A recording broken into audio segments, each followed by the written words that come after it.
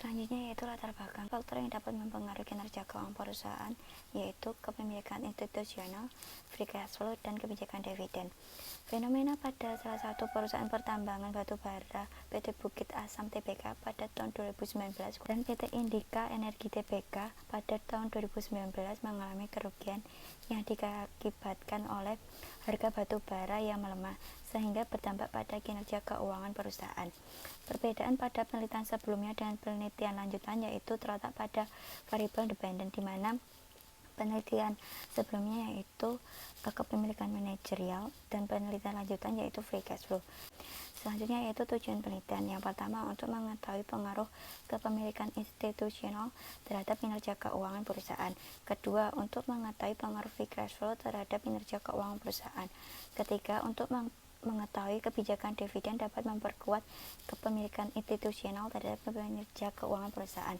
Dan yang keempat yaitu untuk mengetahui kebijakan dividen dapat memperkuat free cash flow terhadap kinerja keuangan perusahaan.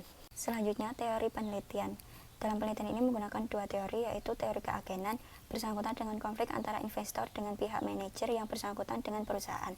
Di dalam teori keagenan terdapat agensi cost untuk memonitoring pihak manajer perusahaan sehingga dapat meningkatkan kinerja keuangan perusahaan.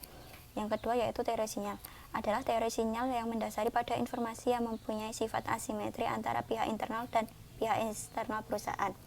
Selanjutnya yaitu kerangka pikir penelitian. Kepemilikan institusional berpengaruh positif terhadap kinerja keuangan perusahaan. Free cash flow berpengaruh negatif terhadap kinerja keuangan perusahaan.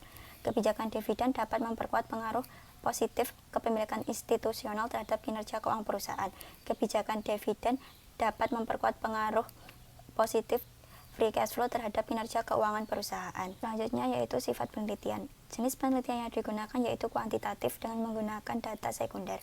Populasi dalam penelitian yaitu perusahaan pertambangan yang terdaftar di Bursa Efek Indonesia tahun 2015 sampai 2018. Selanjutnya, sampel dalam penelitian ini yaitu menggunakan metode purposive sampling dengan tujuan membantu mendapatkan sampel sesuai dengan kriteria yang telah ditentukan. Selanjutnya yaitu teknik analisis data.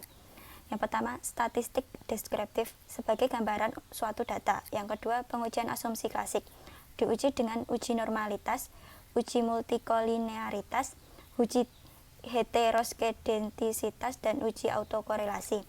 Dan yang terakhir yaitu uji hipotesis. Dalam pengujian penelitian ini menggunakan analisis regresi linear berganda dan moderasi regresi analisis.